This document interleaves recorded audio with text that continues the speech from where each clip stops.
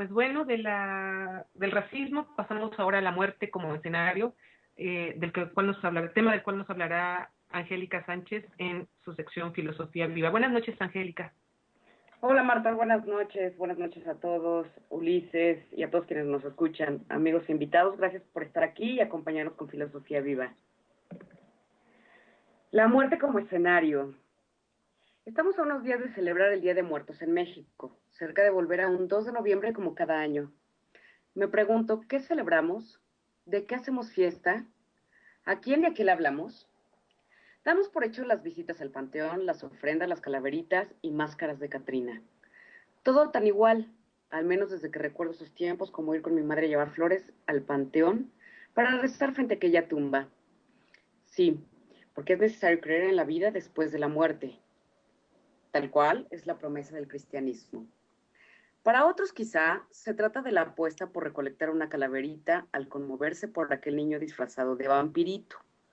Y así entonces volver a pensar que aún hay quienes pueden llegar a desprenderse de unos pesos. Pero si hemos visto el plan de Dios caer, puestos en distintos sitios, aquella moneda, los 40 padres nuestros, un día de fiesta.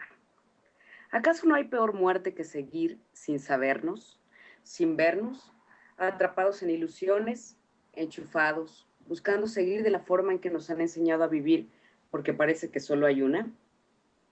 Porque es mejor seguir ahí, atrapados en esa o en aquella enajenación que podemos vernos.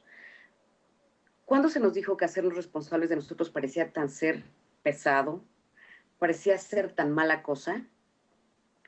Porque no es la muerte despreciarse a sí mismo y dejar de mirarse a uno mismo. No, de esa nadie habla. A costa de cualquier otro deseo lejano al nuestro. Pero sí, también nos enseñaron a olvidarnos de desear. Porque perdernos en la deshumanización es tan fácil como arrebatar el dulce al niño, quizá montados en escenarios, quizá enjuiciando o moralizando. Morir viviendo, en esa tormenta de culpa, porque disfrutarse se quedó en el camino y la mínima gratificación ya nos asusta, por desconocida que sea.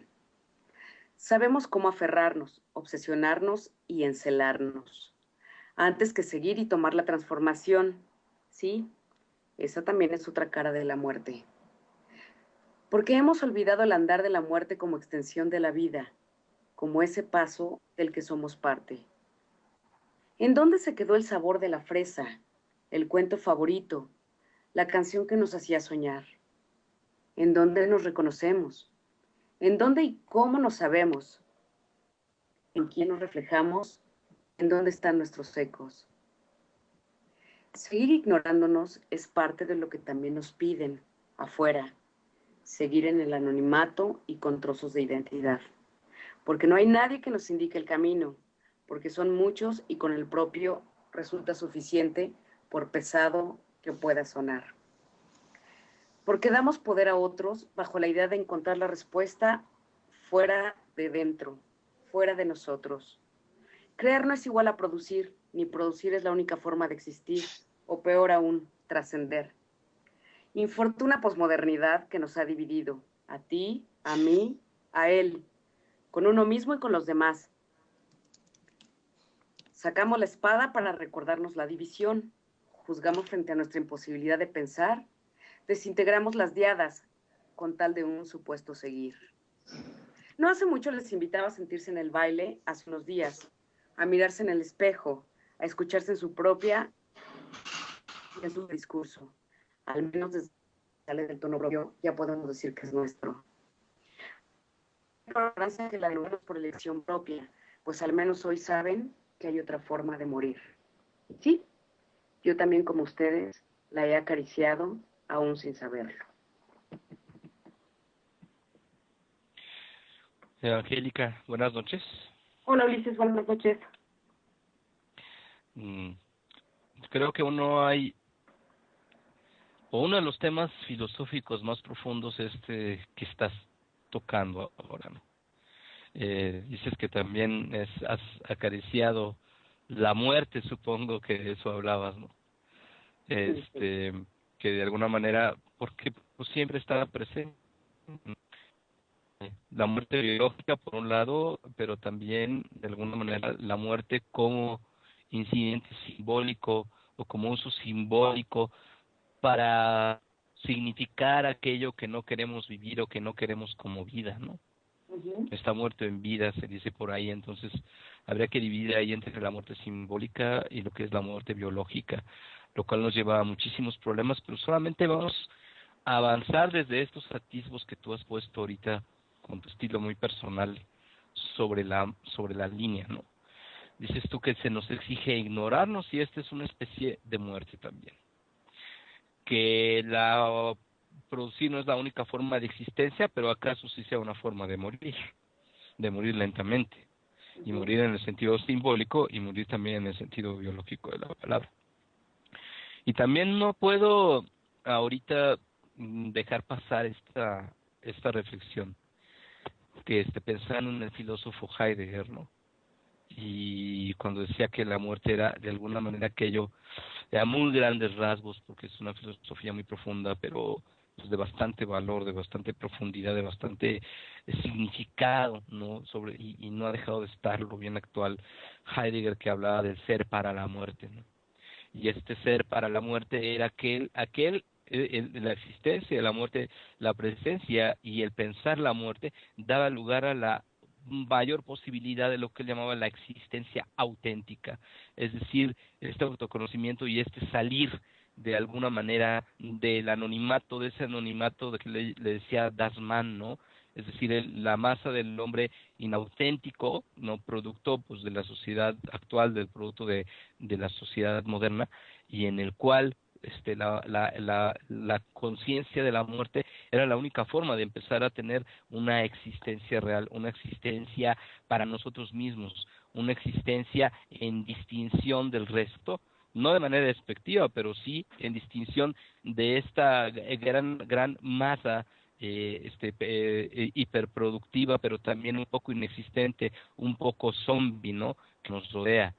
Y pienso que también entonces a través de empezar a acariciarla, ¿no? De empezar a notar su presencia, su constante sombra alrededor, más que llevarnos a una especie de temor ante lo desconocido, como frecuentemente el ser humano lo ha tomado, también nos lleva entonces a cuestionar la vida y cómo estamos viviendo, es decir, cómo en realidad estamos, si estamos vivos en realidad o si no lo estamos, si estamos muriendo en aras de los demás, en aras de la exigencia de esta sistema inclemente, Angélica. ¿No lo crees? Ulises, te escucho y no dejo de pensar en la división. Hablabas como de una muerte simbólica, incluso al momento en el que refieres a Heidegger, en el que él menciona como tener que salirnos para podernos dar cuenta de ello, ¿no? Vuelve a surgirme esta idea de separación. Entonces creo que es parte a lo mejor de, no sé si sea de muerte como tal, pero al menos desde una ruptura, que cuando hablé del cuerpo, Jonathan mencionaba algo de yo no tengo cuerpo, yo soy cuerpo. Entonces, ¿qué hay ahí que se trazó como distinto y como separado para que quizá en esa decisión, en esa hendidura, pudiera meterse algo que hoy por hoy nos remite como a, llámese simbólico, llámese distintas formas de entendimiento, si es por palabras, si es vivido, si no es sentido?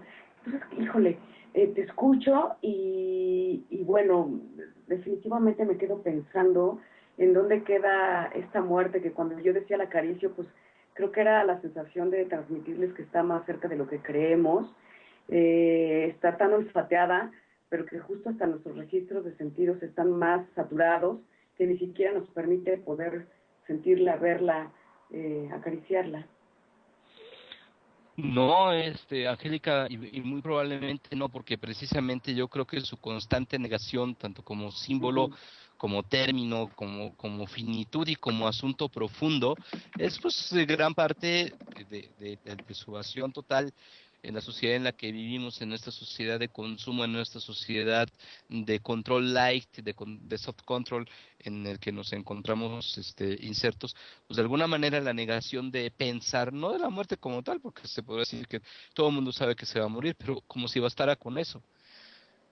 Acariciarla, reflexionarla, verla como explorarla, y explorándola también se explora la propia existencia, pues es una de las cosas que nos ha alejado de nosotros mismos en gran parte, ¿no, Angélica?